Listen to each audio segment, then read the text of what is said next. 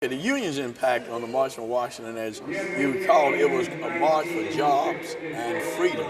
That's what it was called.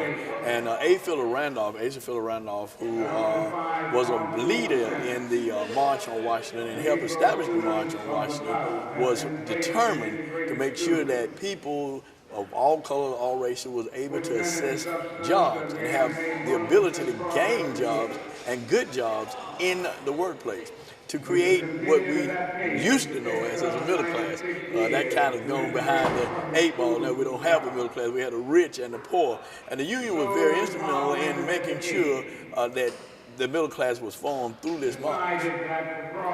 Well, I think that Dr. King's I Have a Dream speech, which was the predominant theme of that whole march, that became it because of who he was and how well of an orator he was. It became Dr. King's I Have a Dream speech, and it moved this country, it moved this nation to fulfill out its obligation to all people, all colors, all races, all nationalities, to open up a freedom opportunity to make sure people got the right to vote, to make sure people had accessibility to get decent jobs, so they could be able to educate their families, to be able to educate their children, to be able to educate themselves, to be able to provide for nice housing, quality housing, nice automobiles, the comforts of life, the American dream. Live out the American dream, and that's what Dr. King's dream speech did for the labor movement. The union's involvement in this whole labor movement, or the March on Washington, the Freedom Jobs and Freedom March on Washington, was to organize, to help organize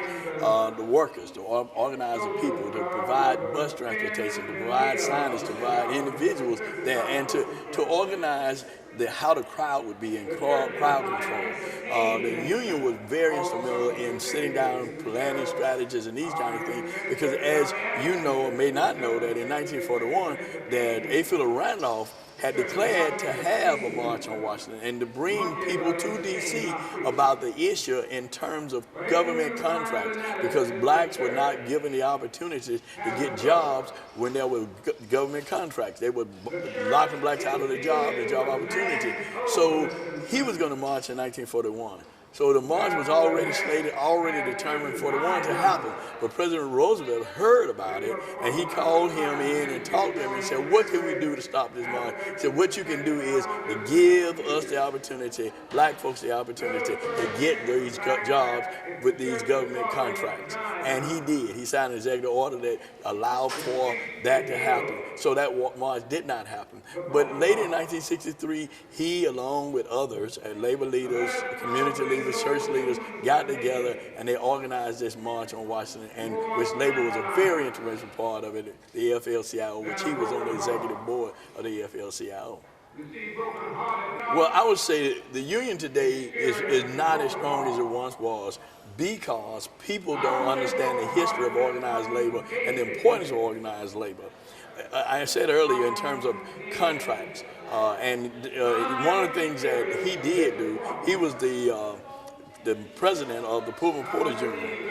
The Pullman Porter Union represented those people who worked for the railroad. There was a man named George Pullman who owned this company, started this company, hired 20,000 blacks to work for his company. That was contracted out work to work for the railroad, to do the mediocre work, the waiters, the Pullman porters, the porters who cleaned the train, who waited on the people on the train. That was their job. But they were getting substandard wages. But he took on an organization, established an organization, and made sure, and eventually got recognized and made sure that those people got decent wages. That's what the union has done. That's what the union continues to do, continues to try to do. This is where we are now, is that we are working to try to make sure that people get jobs. People get good jobs, decent wages, good working conditions with benefits. As you know, pensions are being attacked. Insurance, and people have insurance are being attacked, and work hours are being attacked. All kinds of things have been attacked on the workers. So the union is continuously working and working hard to strengthen and educate the young people who don't understand what the union really means, what the union is all about. And we have a new phrase for union. It's called working families. It's working families. That's what we represent, working families. We represent everybody who works. If you work, you're a part of organized labor, because you're a part of working families.